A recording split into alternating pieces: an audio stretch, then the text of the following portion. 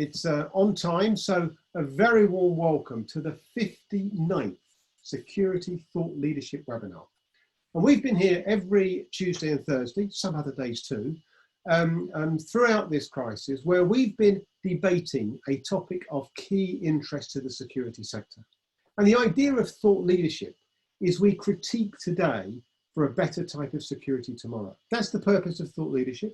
And as always, we have a key topic, we have some expert speakers, and we have some rigorous discussion about what the issues are and how we can begin to think differently for a better security going forward. And our topic today is one that's grown out of previous webinars, remote networks, why working from home continues to test the CISO. And I'm very, very grateful for Reliance acsn for its sponsorship of the webinar today. We are dependent on our supporters for showing interest, and I'm very grateful for coming up with an idea that has been very, very pertinent to subjects that have cropped up in previous webinars, particularly where are we now? We all know that the problems occurred in the first place. How is this looking now, and how do we take it forward? So what I'm going to do now is introduce our three panelists. I'm going to invite each of them to introduce themselves. And once all three have done that, I'm then going to invite them each to make an opening statement. And after that, we'll come to you for questions. So please use the question and answer button at the bottom of your screen, and we'll endeavour to get a question included in the discussion. So without further ado, let me ask my panel to introduce themselves. And first of all, Richard. Richard, can you introduce yourself, please? Thank you, Martin. Good afternoon, everyone. My name is Richard Batch. I've spent 30 years in the national security community in the UK, working for the UK government, with an emphasis on what we used to call information security, and then more recently, of course, cybersecurity. And then I've spent the last 4 years in the private sector as an entrepreneur, wannabe entrepreneur. Excellent, thank you very much indeed. And Sachin, can you introduce yourself, please? Hi Martin, my name is Sachin Bhatt. So I've spent probably around 10 years in government in cybersecurity and information assurance before that, and the last 3 years in the commercial space with startups and then with the law firm, which I'm now with, called Shillings. Thank you, Sachin. And finally, Tarquin, can you introduce yourself, please? Good afternoon, Martin. Good afternoon, everybody else, and thank you very much for this opportunity. My name is Tarquin Follis. I'm the Vice Chairman of Reliance acsn, which is a pure breed cybersecurity managed service company. Before joining Reliance, I spent 30 odd years in government, working primarily in the security policy space, and I've had about 7 years working in the private sector. Okay, thank you very much indeed. Well, that's the panel, another set of experts on this subject area. We're now going to ask each of our panelists to make an opening statement. That's 3 minutes, where they're going to say their thoughts on this issue. And then after that, we'll come to questions and discussion. So if you have got a question, use the question and answer button at the bottom of your screen. Richard, your opening statement, please. Lovely, thank you, Martin. So, as a starting point for this discussion this afternoon, I was struck by the exam question before us and how it compares with what we've done in the past, sort of almost a compare and contrast, if you will. And I cast my mind back just 5 years to a time when I was still in government, but doing quite a lot of public speaking for various Whitehall departments around the government office within the UK on cybersecurity. And one of the slides that I would open with was a picture of a citadel or a hill fort. And the point then was really to get the focus on the fact that actually we can't treat information security in the same way as people used to treat physical security. We can't metaphorically build the walls high enough or the fences high enough. And if we could, we couldn't actually afford to do so. But what we did have back then was an idea perhaps of what our perimeter looked like. Then, of course, as we evolved through that time, making more use of so-called cloud services and mobile working, and home working has been a thing for a long time now, hasn't it? Then actually our perimeter started to change and it started to blur. And what's happened over the last 6 to 9 months in particular, I would argue, is that the perimeter hasn't just blurred, it's to all intents and purposes disappeared altogether. So certainly in any sort of geographical sense, it no longer exists or is no longer predictable in the way that it used to be. And even in a virtual sense, where now are we drawing that boundary? Where are we drawing that perimeter? The problem within all of that, of course, is that 100% of our business is now being conducted in this environment. So where the title of this seminar, or the subtitle, suggests that there's a continuing challenge for the CISO, I would actually contest that point. So right up front, I would say this isn't a continuation of a challenge for the CISO. This is actually about the CISO needing to view the challenge in a new way, but actually with the same underlying principles as before.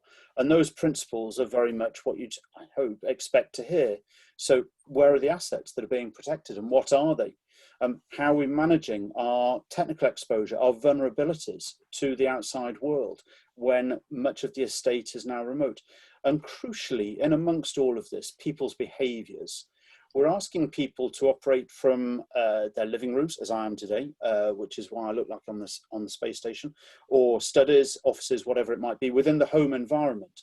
But actually, how do we know what's going on in that environment? How are they connecting, and what else is going on around them within that context? So not about a continuation of what was there before, but actually a step change in how people are operating. I would underpin that then with the following observations. It seems to me quite clear that actually technology has a key role to play here. Technology becomes the CISO's friend in enabling the CISO and the organization for whom he or she works, to remotely instrument or provision the environment, this corporate environment, which is now distributed. So we don't talk about home working per se, do we? We talk about distributed working. And the use of technology has a critical role to play, I would argue, in all of this. Just recently, I've seen a client, not huge, probably around 50 people, and they are making very adept use of, it happens to be Microsoft products and services, where they've got Windows 10 on every endpoint. All of their data is hosted by Microsoft, and they're making fantastic use of the Microsoft E5 Security Center to manage all of this and to remotely provision all those endpoints. Everything is enrolled through Intune and so on. And it actually then starts to give the CISO a single view of the estate in a way which perhaps they wouldn't have done without the forcing function of distributed working. When you combine that with getting policies and procedures right in this new workplace, whether it's a home working process or policy, whether it's to do with acceptable use policies or tying all of this into conduct and discipline, you add those things together and you start to have the main building blocks of managing the risk around distributed working. Richard, thank you very much indeed. And lots of points there that I'm sure we'll be able to come back to in our discussion. Thank you. Very helpful. Sachin, can I have your opening statement, please? Yeah, so the last 6 months have been a challenge in many ways. But what's really kind of struck me over the last 6 months is, although we've had this idea of home working or remote working in part, it's the step change and the pace of change that's come to some organizations who've had to go through the process of being able to adapt to something that's really been thrusted upon them by existential factors, which has been COVID. It's probably fair to say that in some regards across the spectrum, if you take into account on one end, organizations who were very comfortable and adapted to working at home or working remotely in a distributed fashion and geographically spread, they've really embraced this change. It's not been much of a step change for them. But to more or less of a degree, the virtual office environment for some organizations and businesses has been a bit of a shock, especially those where the culture of the organization or the nature of the business and the work that they conduct entices them to be in an office environment, in your traditional parametered environment, where the CISO has sight of mostly all of the controls that are there. And the ones that are outside the reach can be reined in to some degree at least. The majority probably feel, however, that they sit somewhere in between this. So there's a new battleground of challenges for the CISO where the home has become an extension of an office environment, but they have no control of it, or very little control in the sense of other devices, the network infrastructure that they're connecting through, and what the users ultimately can and can't do. It's been taken out of that comfort zone of the office environment. I think that the change that has happened in some ways has been a reactive period to the tsunami of staff and people connected to corporate enterprises having to adapt to new technologies and having to really take on that role of managing both infrastructure and the risks that come with awareness training and the human risk that's involved in that. And that's what CISOs I see have struggled with in terms of the whole risk picture. There's also been a transition period where the new business as usual now goes to a recovery phase where CISOs really need to look at the technologies that have already been adopted in a working environment and how they're impacting. So I know, for example, that several organizations had to very quickly adopt new technologies in order to carry on as business as usual and making sure that they furnish the requirements of their staff. But how much due diligence was actually carried out on some of those technologies and products? Not to say that all of those probably needed it, but there's definitely an angle there to take stock of and come back to, especially as it's now going to turn into a longer term security piece. And as we emerge out of the other side of this pandemic, I see more and more organizations looking to adopt the distributed working from home model as a more permanent fixture of organization. So the speed of change is what's having to reinvent the CISO, or the thinking of the CISO. And it's not that unusual to the problem CISOs faced when they went from on-premise environments where data was on site to the cloud. It's a risk that they need to look at with a multitude of factors involved. And it's not all just technical challenges either. There's a very human element to this that needs to be considered simultaneously around the workability and productivity and the risks that poses as well. There's also additional threats that have been introduced into environments which are ongoing risks and even upticks, which have resulted in more cyber incidents, more cyber attacks, and more cyber events that perhaps the average person now working from home discards at the back of their brain subconsciously, but it's not actively being thought of in terms of what they're doing and their practices. So my question would be, back to the community, is how are organizations coping with the step change, and how are they coping with now being able to take a step back and have a look at all the different technologies they've adapted and awareness programs that they've adapted and how that's affecting their organizations? Sachin, thank you very much indeed. Just a point, Sachin, it was a little bit difficult to hear you. It might be worth turning off your video so we can just hear your voice. It was a little bit faint at points. Got the message though, and we'll definitely be coming back to that. Just to say to the audience, if you'd like to ask a question, please use the question and answer button at the bottom of your screen after our final opening statement. Tarquin, your thoughts, please. Thank you, Martin. Well, first of all, I'd just like to repeat three words that the previous speakers mentioned. One was control, the other one was perimeter, and the final one is revolution, because I think those three words are fairly important. When I think about where we were 6 months ago, when we all went into lockdown, the number of companies I spoke to who said they were prepared for all of this, quite extraordinary. They all said they were. I don't believe it, because there was massive panic out there in buying equipment to make home working work. And I think that most companies at that stage were in a situation where it was getting back to business as usual, i.e.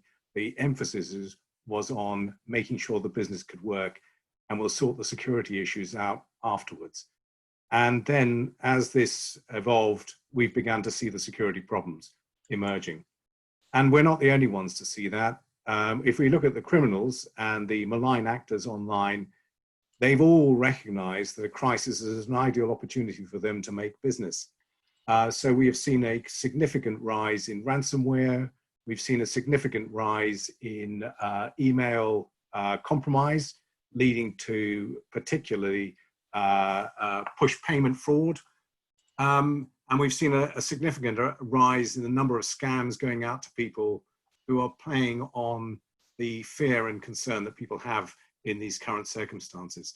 So we have to take this working from home environment also in the context of the psychological impact it's having on people. And I'm going to take my discussion away from the technology piece and actually talk about people, because I think that's often we refer to the people in our organizations as the weakest link. I don't believe that. I think the problem is the interface between our technology and people, and often that is designed by people not thinking about how people are going to interact with that technology. So that's a point. But also we have to think about how people are working at the moment. So Richard quite rightly pointed out the perimeter has actually evaporated. Before we had all sorts of physical controls in our offices, which meant as CISOs, and I'm the CISO at Reliance acsn, we were able to control the security environment. We can't do that now. We are in an environment that's much more disparate, and where the front line is no longer the perimeter of your office, it is the server or router or modem that your people are using, the bring your own device that they're working off, and the security that they're using, which may not be up to the level of the security of the organizations they operate in. So those are real issues. And then you add to that the psychological impact that is happening to those people working at home. I'm very lucky. I have my own office because I worked from home a long time ago once I left government. And so I had it designed ready for me. But most people are working sometimes in one-bedroom flats, having to share with others, maybe in environments in which there are a whole load of other people, all working off the same router, all bringing in their own security issues. How many of your people working in your company are doing their homeschooling from the same laptop that they're doing their corporate work?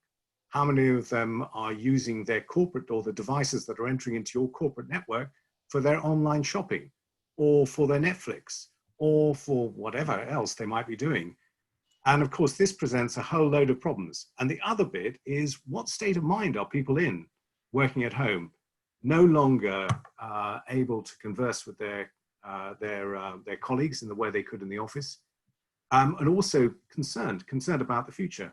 It may not be a direct concern. It may be that they're worried about what's happening to their children, for example, and what are their prospects as the world goes forward. It may be that they're worrying about how their job's going to progress, or whether indeed they are going to have a job. All of these kind of things put enormous pressure on them. And into that environment, you're bringing in hostile actors who know very well the kind of pressures that people are working under, who know very well that this is the ideal opportunity to make them make mistakes, to click links that ordinarily they might not have done, and that they may find quite difficult to report back to the organizations they work for.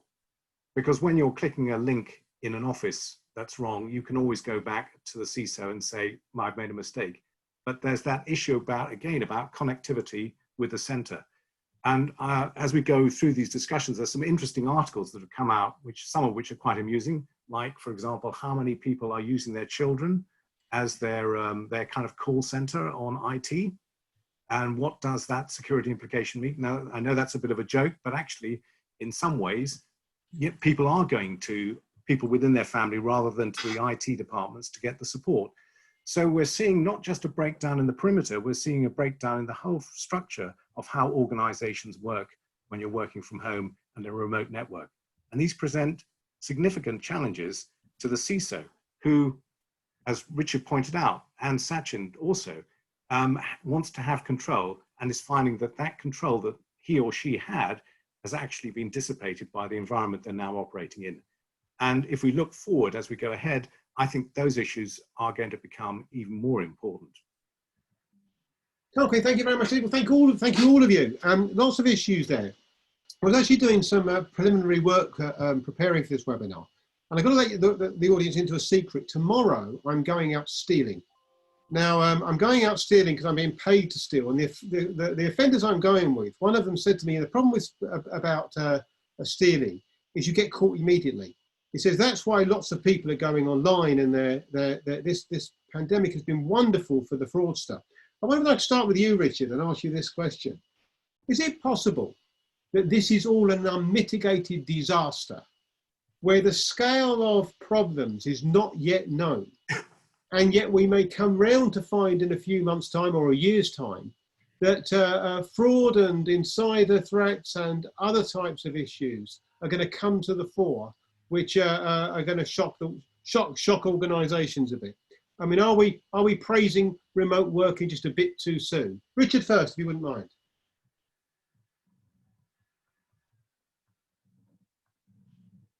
Richard, you're on mute. Schoolboy error. I apologise. Possibly, but I'm not so sure about that.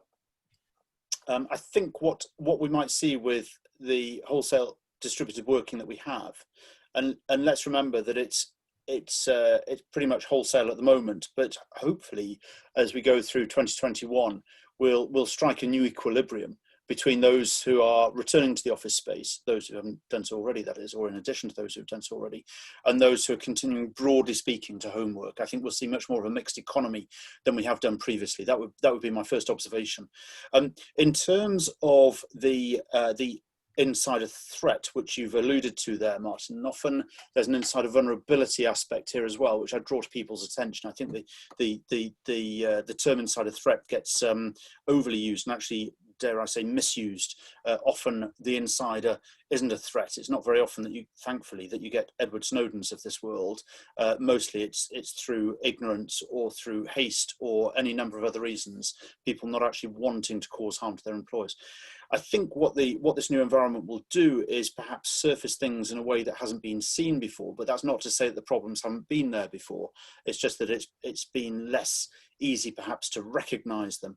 Of course, if you are an insider threat looking to do down your organization, it's eminently possible that this new environment will create opportunities for you as that threat to go about your nefarious business. Yes, absolutely so. Equally, on the other side of things, I think the new environment will really sharpen the senses of the CISO, who finds themselves now, as I think Tarquin perhaps has done, not able to view the landscape, that sort of the corporate estate in a way that they previously have done, and now needing to do it in new ways. And technology is one of the few ways which actually gives that sort of reach to understand what is going on within the corporate perimeterless estate in a way that perhaps we haven't felt the need to before, or there hasn't been the incentive to there before. And just in closing, I would say, let's just remember here that actually what we're doing at the end of the day is managing business risk. When we manage cyber risk, this is first and foremost, this is a business risk that we're managing. The crucial point in all of this is that unless we find ways of managing the risk effectively within the distributed working environment, actually our businesses won't continue to do business effectively. It's putting business risk in a whole new light, I would argue. We're seeing it through a whole new lens. Makes sense. Richard, Sachin, do you agree with that? And Sachin, the bit I'm interested in, I'm not so concerned about just insiders. My point is that fraud's a hidden offence and we just don't know the scale of the problems. Is there a danger, Sachin, we're going to come out of the end of this and think, oh my goodness, this has been a disaster? Sachin.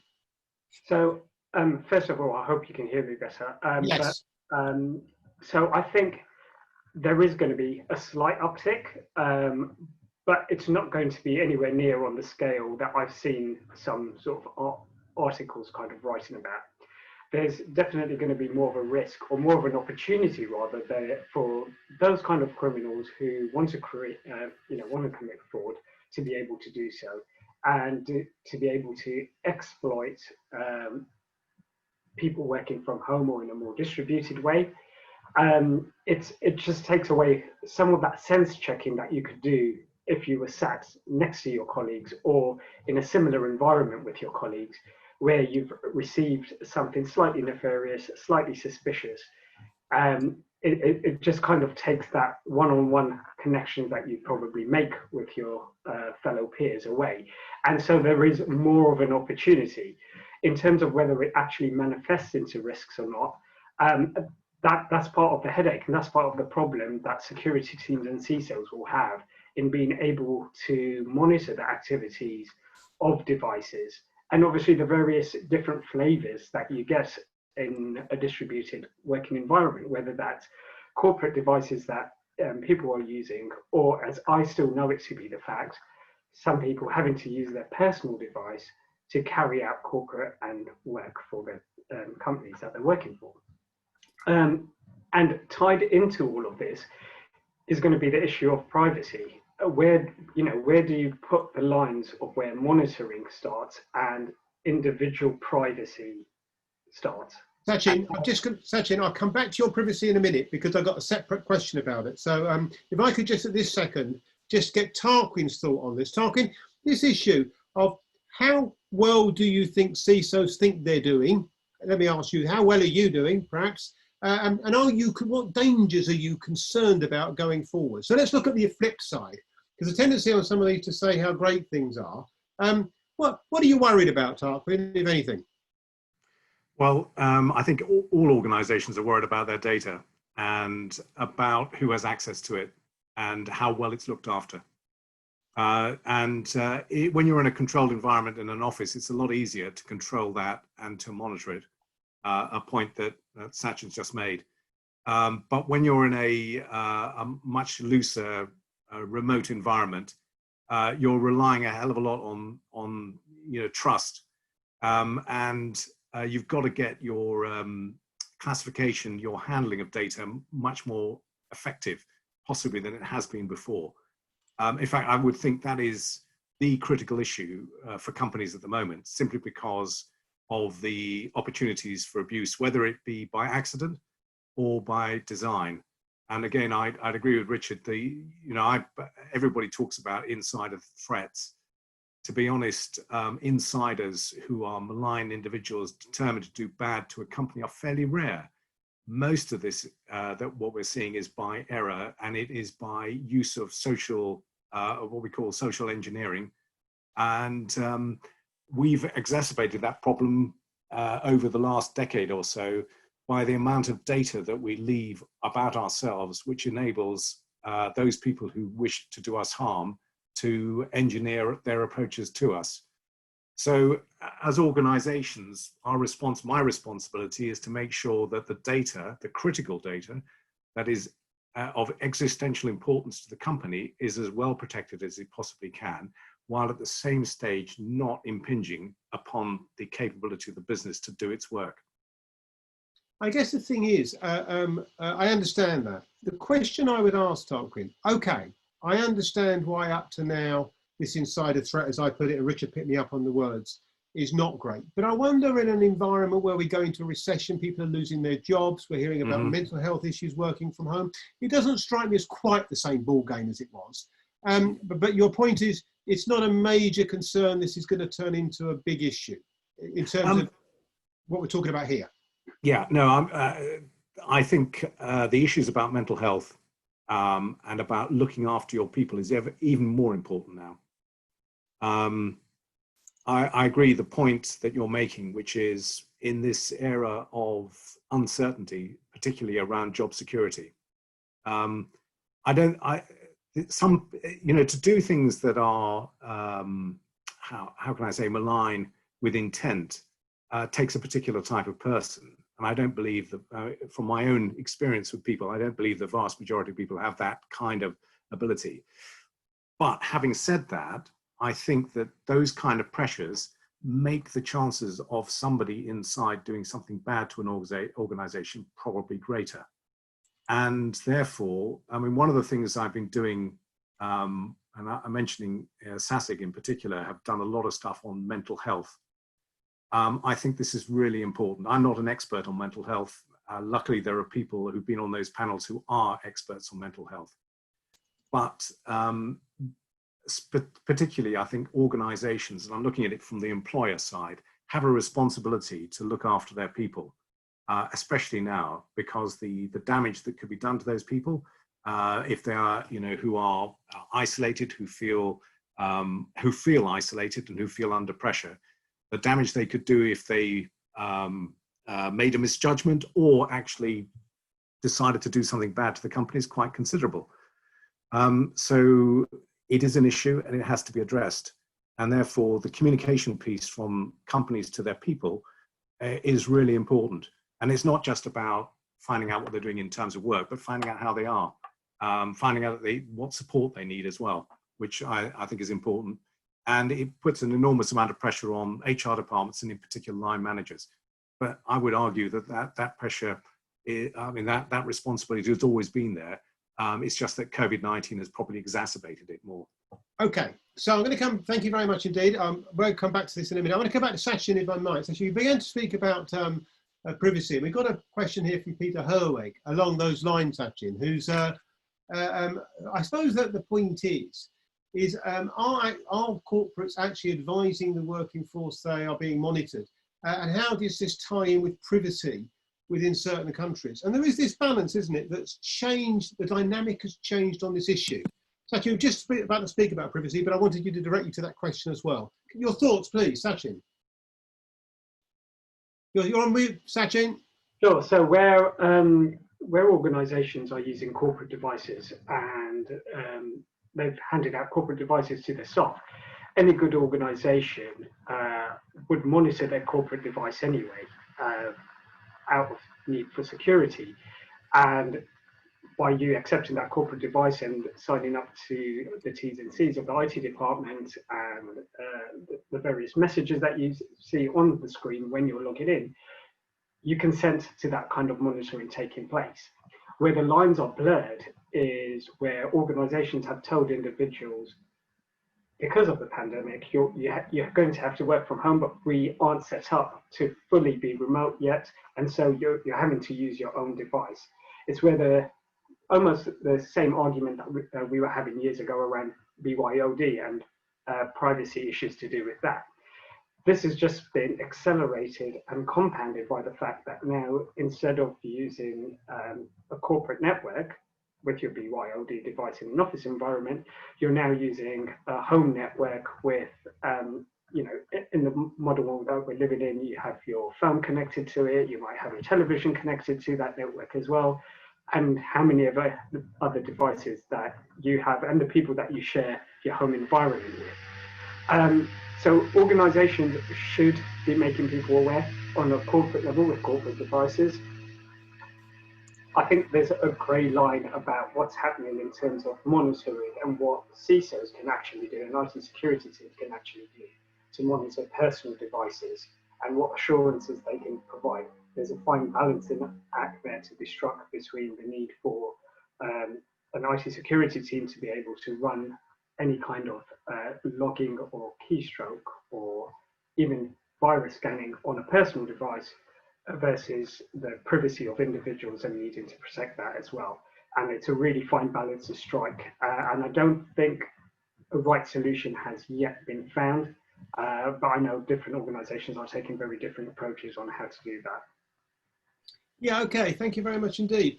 Richard, let me come to you on this. I wonder whether I could just push this conversation on and about the role of the CISO. And I wonder whether this has shown up that all the way organizations approach their security and approach the role of the CISO needs to change. I mean, has this pandemic invited us to think differently about the relationship between physical security and the head of corporate security and the CISO, for example?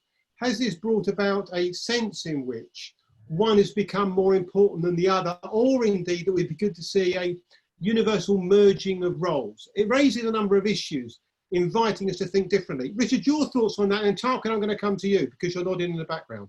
Richard, you first. Yes, I absolutely think it does. As I was preparing for this webinar, both yesterday and today, one of the clear thoughts that went through my mind was actually that we need to see a merging here, because we've lost this perimeter actually that points at something really key, which is we've literally lost sight of the bricks and mortar of the workplace. By definition, those bricks and mortar are now somewhere else. Actually, in whatever we're doing with distributed working, we now need to be factoring in not just how we are putting the protections in place for online working, but also that physical environment around the workforce as well, which is no longer the corporations to control. We're looking to the individuals to actually to prepare that working environment suitably for home working. And actually, often, surely we're begging their indulgence, aren't we? We're not necessarily giving them the wherewithal. We're not giving them the pay rise or the grant to bolt an extension on the back of the house to make an office. Often people, as I think Tarquin and possibly Sachin have said, people will be working from their dining rooms. They'll be working sometimes from a laptop on the kitchen surface, maybe with other members of the family around. You can imagine in a house share packed with young professionals, and that's going to present some challenges along the way as well. So what do we do in that environment? We actually we need to be recalibrating, I would say, the role of the CISO such that actually the view is wider. Now, clearly the physical space, it's not reasonable either on the employee or on the company to expect that that control of the physical space will now fall to another company employee. But what it is reasonable to expect, I think, is that we should see a change in behaviours within that space, and that the corporation, the employer, is paving the way for those changes to come about. A home working policy is an obvious one here. In the past, lots of companies have allowed or even perhaps encouraged home working. Some don't. Some prefer to say in the old parlance, bums on seats.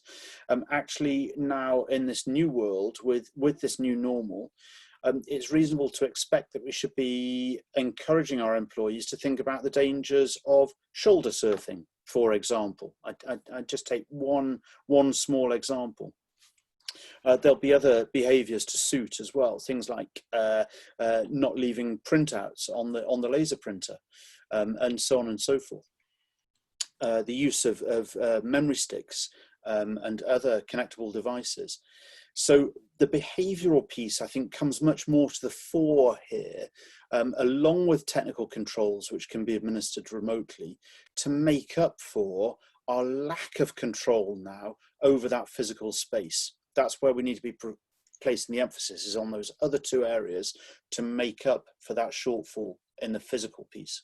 Oh, that was interesting. Thank you. I'm going to come to you, Tarquin. You were, when I asked the question, you were nodding in the background. This point about the role of the CISO, and particularly, if I might, the relationship between corporate security, physical security side, and how you see that having perhaps changed or inviting us to rethink it. Tarquin. So I'm going to say something, I don't know, maybe it is radical. I don't think it's radical, but I think other people might, that there should not be a delineation between physical and virtual on security. And when you delineate it, you're causing yourself problems, because there are gaps that are going to emerge between the two. The physical and the virtual are embedded. You have to work with both. And maybe this crisis is going to make people think that way, but they should have been thinking that way right from the start. But if you only needed one, Tarquin, if you only needed one, a CISO, or the moment corporations have got two, one has to go. Which one's going to go then? Well, that's a good question. I mean, at the moment, because there isn't much physical to guard, then it probably is the CISO who'll remain. But I'm sure there'll be other people out there who will contend with that. I also think that we don't want to exaggerate the death of the office. I don't think the office is going to go away. I think, at the moment we're in extraordinary times. We will normalize our relationship with this disease as we have through history normalized our relationship with disease, because we have to. And when that happens, we will adapt ourselves to it. And I think, if a person like me at my age, I'm probably thinking, working from home is quite nice. Although, to be honest, I've worked from home for 7 years, and there are pluses and there are big minuses to it. I think if you're younger, and when I think about me starting my career, or even in my early to late 30s, the last thing I wanted to do was be working from home. I wanted to work in an environment, a collaborative environment, physically in contact with people. And as people, we need physical contact. That's the way we are. So I think we will, as I think it was Richard or Sachin made the point about hybrid, I think we will go back towards a mix of virtual and physical, and the office will not die. It will come back again, roaring, and with a load of people going into it as we come to terms with this disease and adapt to it. So it's a really difficult thing to say, yeah, the CISO or head of physical security, because at some stage you're going to need your head of physical security back into it. But I think what we're really talking about is what's the relationship between the two. It should be symbiotic. There is no delineation. Just as there is no delineation between what a CISO gets up to in terms of talking about security and HR department, because HR department plays a crucial role. And my relationship with my HR person in Reliance is really important because, first of all, HR, and the way we manage people is the key first point about defending ourselves. We look after our people, protect them, and instill in them the kind of culture that we need, then they're going to look after the businesses they're working in, and they're going to feel the loyalty to do so. Thank you, Sachin. I'm going to come to you with one final. I'm going to ask you just 1 minute to answer this, which is a big question in 1 minute, Sachin. Is not fair, but that's what I'm going to do. Sachin, the point I would like to just get your thoughts on is this issue about the role of the CISO in this new world. Richard raised the point about the role of technology, and Tarquin about the role of people. And of course, they're both going to be important. And I wonder whether, as we move forward, we're going to see a rethink on, or a re-emphasis on this symbiotic relationship, I can use Tarquin's word, it's come to the fore now. We've had a grown up of being technology on the one hand and people on the other. Maybe this remote working is going to instill the importance of collaboration, working together, united approach. Or Sachin, am I just being optimistically naive, which I've been before? I don't think you are being naive, and as both Tarquin and Richard said and alluded to, there needs to be a harmony between both for the security aspect, yes, number one, and for the wellness and mental health and general well-being of staff. There isn't, you're just not going to get a workforce that's going to come together, going to be collaborative, and businesses just will not be able to move forward. We're stuck in the way that we are, at least for now. We will transition, as time goes by, as we probably get into next year.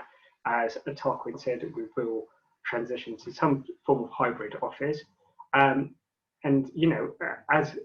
as things go on, yes, we may have that hybrid environment. We may still have that distributed environment, but one cannot work without the other.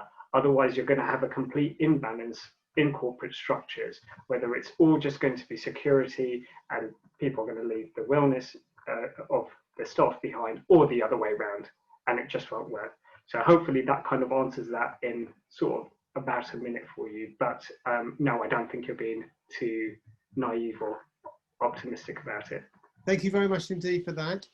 Just while we're talking about the well-being of people, we have done a previous webinar on mental health and security, which is on the website. And I know my good friends at SASIC have done quite a good bit of good work on this as well. So just to mention that, I'm going to come to each of you now, and I'm going to say in 10 seconds. So just a final comment, if I might, from each of you.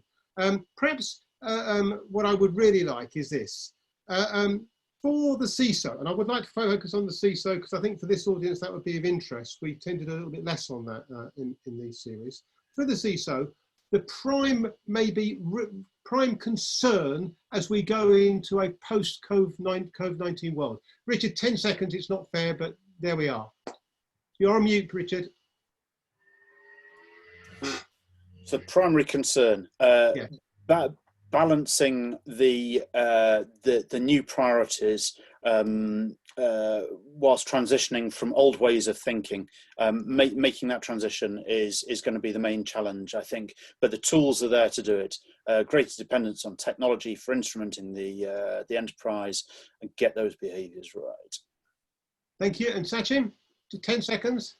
being able to take stock of the current and foreseeable risks over the next 12 months and being able to be in harmony with other areas, HR, physical and information security, to bring forward more strategic change from a CISO perspective.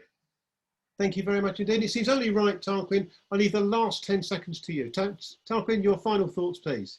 Well, I guess, as you say, transitioning to what might be seen as normality, that we lose sight of what we've managed to achieve during this crisis, because we've learned a lot of lessons. And as long as we embed those lessons, we'll be all the stronger for it. Tarquin, thank you very much indeed. Well, thank you very much indeed to my panel. They tell me, actually, when they write to me, the audiences around the world, we always choose a good panel and we always leave people wanting more. We've certainly done that today. Absolutely fantastic conversation. Thank you very much indeed to all of you. And thank you very much indeed to Reliance acsn for sponsoring today.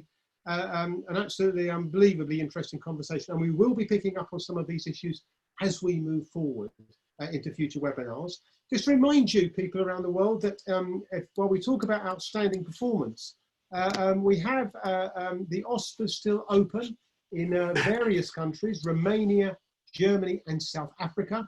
So if you know people in those countries, please do nominate. I must say to you, the UK entries have just closed and we've had an extraordinary amount of good entries, best ever, even in this COVID world. So really encouraging. And the next award ceremony is the Benelux on the 24th of November at the ASMC Congress. You can register free of charge. There's a thought leadership in the afternoon. There's awards afterwards. What is there not to join in and take part? So please do join us there. And finally, every Tuesday and Thursday, we're here with our thought leadership webinars. We'll be back on Thursday, where the subject is secured by design, an outdated concept or still core to good security practice. So very much hope that you can join me on Thursday. Another international panel, another enticing debate around some of the key issues about where we are now and how we move forward. So once again, thank you very much indeed to my expert panel. Thank you to the audience around the world. And until we meet again, I hope it's on Thursday, but until we meet again, stay safe.